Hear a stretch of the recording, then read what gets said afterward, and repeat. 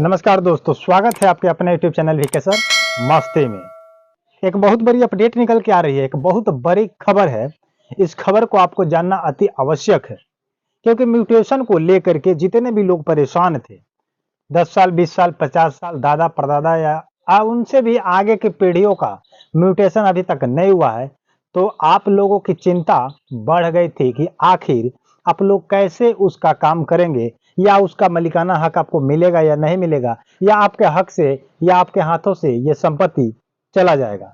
ये बहुत लोगों का डर बन चुका था। तो ऐसी डर अपने दिल से, दिमाग से निकाल दीजिए, क्योंकि बिहार भूमि राजस्व विभाग के तरफ से और सुप्रीम कोर्ट के माध्यम से ये एक आदेश आया है, एक नोटिस आया है कि जितने भी व्यक्तियों का अभी तक पुराना है, 10-20 साल, 100 साल, 50 साल पूर्वजों का जमीन है और उस समय वो लोग म्यूटेशन नहीं कराए, और उनके बाप दादा का जमीन जो है पैतृक है, खानदानी है, चलते आ रहा है और बेटे पोते तक आ चुका है, तो ऐसे स्थिति में उस जमीन का मालिकाना हक उस बेटे पोते को मिलेगा या नहीं मिलेगा। तो सुप्रीम कोर्ट के माध्यम से जजमेंट आ चुका है। अब आपको घबराने की आवश्यकता नहीं है। आखिर म्यूटेशन को लेकर के ये बड़ी कदम क्यों उठाई गई है? ऐसे स्थिति में मैं आपसे बता दूं कि जितने भी लोग अभी भी जमीन को खरीद रहे हैं, पैतृक संपत्ति वाले से या नया दस्तावेज वाले से, तो नए दस्तावेज वाले से जितने भी लोग खरीद रहे हैं जमीन को, तो ऐसी स्थिति में जो जमीन तो आपको मालिकाना हक प्राप्त हो जाएगा नए सेल डीड के माध्यम से। लेकिन पैतृक संपत्ति वाले जितने भी जमाबंदी से खरीद रहे हैं जमीन को, तो ऐसी स्थिति में मालिकाना हक आपका नाम पर सेल डीड तो बन जा रहा है, बट एक मन में सभी लोगों को परेशानी आती है कि जब सेल डीड मेरे नाम से हो गया, तो बहुत सारे लोग ऐसे भी हैं जो नए जमीन को खरीद करके म्यूटेशन में नहीं डालते हैं और उनके सेल डीड को लेकर के बैठे रहते हैं। तो ऐसी स्थिति में ये एक प्रॉब्लम आती है कि सेल डीड आपके नाम पर हो जाती है, और सेल डीड होने के बाद जिस व्यक्ति से, जिस खानदान से, जिस पैतृक संपत्ति से आप जमीन को परचेस किए थे यानी कि खरीदे थे, उसके बेटे पोते नाती जो भी आते हैं और आप म्यूटेशन नहीं कराए। म्यूटेशन नहीं कराने का मतलब हो गया यही कि जिस जमाबंदी से, जिस खतियान से, जिस रैयत से आप जमीन खरीदे थे, वहां से माइनस नहीं किया जाता है और आपके नाम पर म्यूटेशन नहीं हो पाता है, और जैसे कि तैसे जमीन वहीं पर रिकॉर्ड में रह जाता है। क्योंकि म्यूटेशन करा लेने के बाद आपके रिकॉर्ड में वहां से माइनस करके आपके नाम पर राजस्व लगान को क्या किया जाता है कि अपडेट कर दिया जाता है, और आप उसका राजस्व जमा करते हैं और रसीद आपके नाम से कटता है। लेकिन जिस व्यक्ति ने ऐसा काम नहीं किया है, उन लोगों का ये कहना है कि मेरे नाम पर रजिस्ट्री पेपर है, सेल डीड है, इसी से हमारा काम हो जाएगा।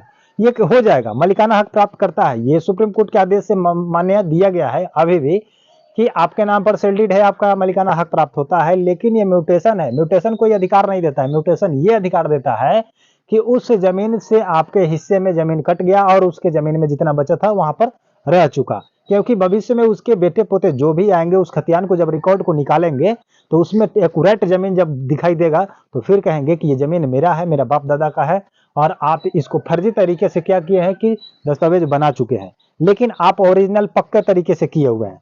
तो थोड़ा देर के लिए आपको परेशानी भुगतना पड़ता है, परेशानी झेलना पड़ता है, और कचहरी का चक्कर, वकील का, एडवोकेट का आपका परेशानी बढ़ जाएगा। फिर अब वकील रखना पड़ेगा, उससे आपका केस चालू हो जाएगा, लड़ाई लग जाएगी। तो इसको साबित करते करते आपको बहुत समय लग जाएगा और बहुत सारे नुकसान भी हो जाएंगे। तब जाकर के कहीं आप साबित कर पाए तो कर पाए, अगर नहीं कर पाए तो बहुत बड़ा नुकसान हो जाता है कि वो जमीन जिसके खतियान में था, जिसके नाम पर रिकॉर्ड में था, फिर उसी को मिल जाएगा। लेकिन यही कारण है कि म्यूटेशन लोग नहीं कर पाते हैं और ये लड़ाई आपका बढ़ जाता है, क्योंकि उसी जमीन को दोबारा रजिस्ट्री, 3 बार रजिस्ट्री उसके घर वाले कर देते हैं, और आपके नाम पर तो म्यूटेशन हुआ नहीं है और दूसरे के नाम पर चला जाता है, और विवाद यहीं से बढ़ जाता है कि एक परचेज मैं किया और दूसरा परचेज किसी और ने किया। अब दोनों आपस में हम लोग क्या करेंगे, लड़ाई करेंगे, केस करेंगे, और सारी कहानियां आपका बढ़ जाएगा। समझ रहे बात को? तो ये खुशखबरी को लेकर के सुप्रीम कोर्ट ने आदेश दिया है कि आपके नाम पर मालिकाना हक रहेगा, लेकिन आप उसको क्या करें, सभी लोग म्यूटेशन करा लें। जैसे हो आप अपनी स्थिति देख करके समय से कर्मचारी से मिलकर के ब्लॉक जाकर के जैसी स्थिति बनती है उसको आराम आराम से करा ले। मालिकाना हक आपका नहीं जाएगा, ये पूर्ण रूप से आपका आदेश आ चुका है। पहले था कि मालिकाना हक मिलेगा, लड़ाई लग भी सकती है, लेकिन अब जो सुप्रीम कोर्ट का आदेश आया है, इस आदेश में यह बताया गया है कि जो आपके पास सेल डीड है, दस्तावेज की बाला के रूप में है, इसी से आपका मालिकाना हक प्राप्त होगा। और म्यूटेशन कराएं, क्योंकि म्यूटेशन ये नहीं कहता कि म्यूटेशन नहीं करा। म्यूटेशन करा लेने से आपका भविष्य आपका सुधर जाता है और आपके बेटे पोते से भी लफड़ा नहीं होगा, आपका पूरा क्लीन क्लियरली आपके रूप में आपके जमीन, आपके पास आपका संपत्ति साफ सुथरा हो जाता है और आपके नाम पर राजस्व रसीद जमा होने लगता है, लगान जमा होने लगता है और रसीद आपके नाम से कटने लगता है। तो वैसे स्थिति में आप लोग क्या कहना चाहते हैं हमारे कमेंट बॉक्स में जरूर बताइएगा।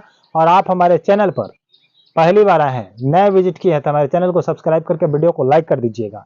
और ये कैसा वीडियो लगा, ये जो अपडेट आया कैसा लगा, इस अपडेट के बारे में आप लोग हमारे कमेंट में जरूर बताइएगा। मिलते हैं नए वीडियो के साथ, नए अपडेट के साथ। तब तक के लिए जय हिंद, जय भारत।